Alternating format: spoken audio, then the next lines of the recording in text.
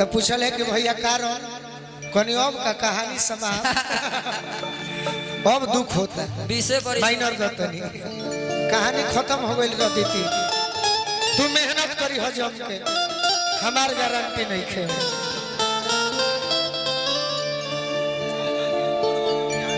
हो गायबू तो पुरान हो गई तनी नया मार ले दी रानी जी के भी फेवरेट है उहे का गा दिया लो तो भाव बताओ उहे गा दिया मान ल कि लोग का मन ना रही तब हम करब का सही बात हां हां अपन जैसे कहे के कह पहले ममता जी के कहे द तहार हो गइल बा फेल बा उहे गीत है ममता जी कि आज राजा जी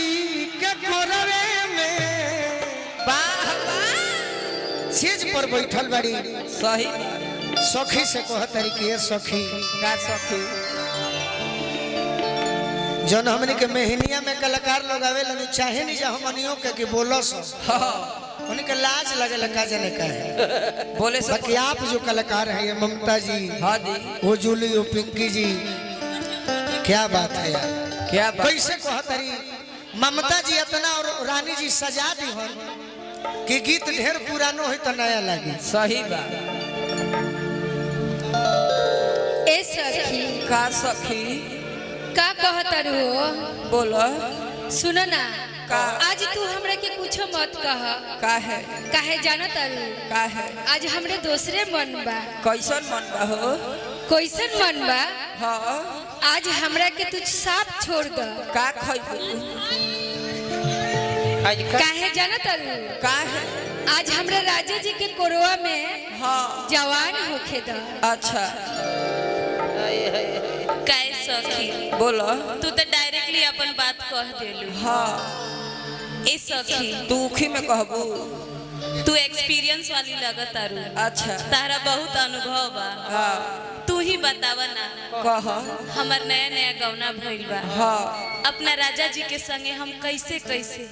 और का करे अच्छा ए सखी बोलो स्टेज पर जाए हाँ तो अपना राजा जी से केंग बतिया तनी बतावा ना तू अपना राजा जी संगे केंग केंग कैसे कैसे कइलू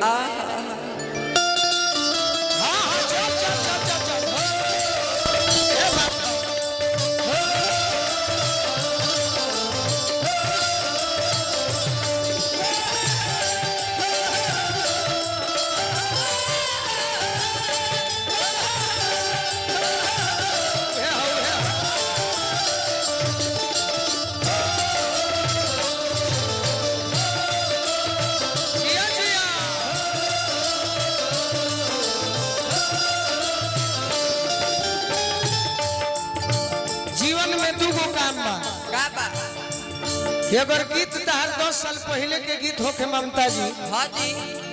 आज भी सुन के लोग प्यार देता हाँ हाँ तब जीवन में का चाहिए कुछ ना तो कतना गीत आवत पुरान हो जाते केहू चिन्हतो नहीं सही बाकी कतना ही हमार भाग बा हाँ जी कि हम श्रोता के धन्यवाद दिले हाँ हाँ लड़की कहतिया का कहती कि आज हो पहिला मिलना मिलल सजनी के सजना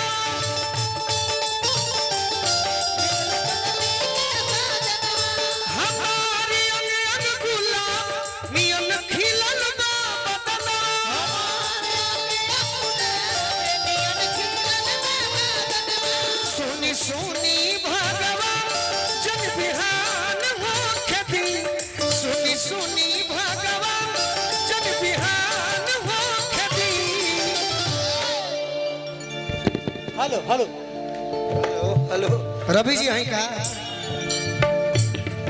सुनी सुनी भगवान जग बिहान हो खेती आज राजा जी के कोरवे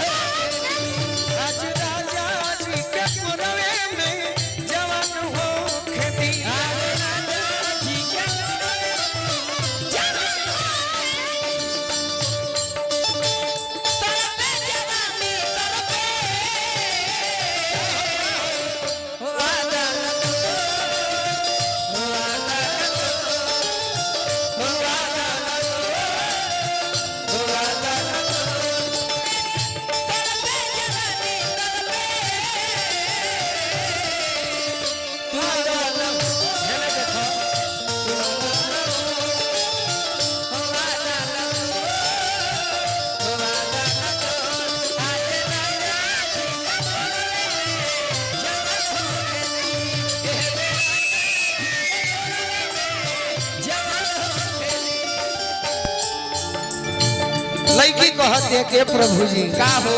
मुर्गी होई तनी मनी नु हाँ हाँ राजा जी के ओठवा में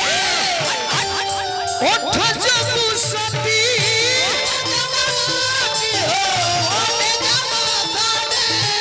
भुक भुक करी हमारा दिलवा के मोती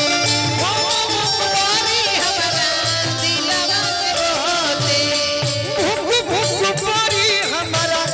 दिलवा के मोती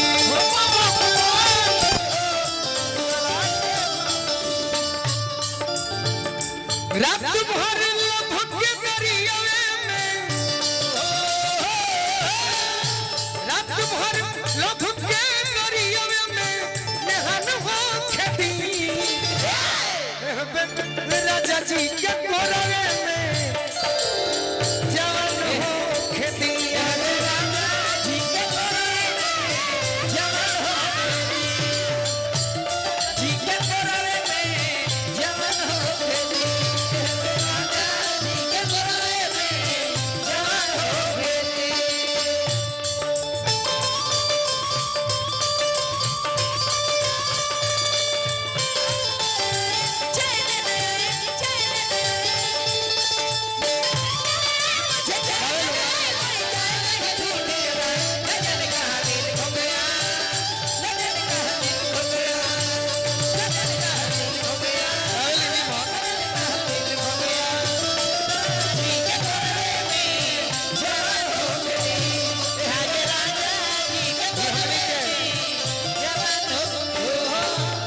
विकास भैया के मौसी के लड़का बनी गोपाल भैया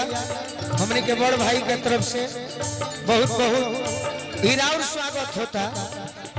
गोपाल भैया के बहुत बहुत धन्यवाद के रौराई में एकदम जग सफल हुई और का रोगन गनाई पिया कोरा जब उठाई है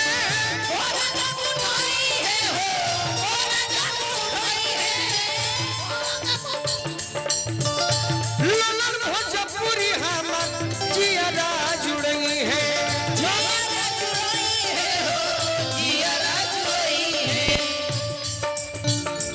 इयारा बोलू राजा के इयारा बोलू राजा के परेशान हो खेती कि यह राजा जी क्या बात है के कोरवे में जय हो कि आज राजा जी के कोरवे में जवान हो खेती आज राजा जी के कोरवे में जवान हो खेती राजा जी के कोरवे में जवान हो खेती आज राजा जी के कोरवे में जवान हो खेती सुनी सुनी भागा जन बिहान हो खेती सुनी सुनी भागा जन बिहान हो खेती राजा जी के कोरवे में जवान हो खेती आज राजा जी के कोरवे में बिहान हो खेती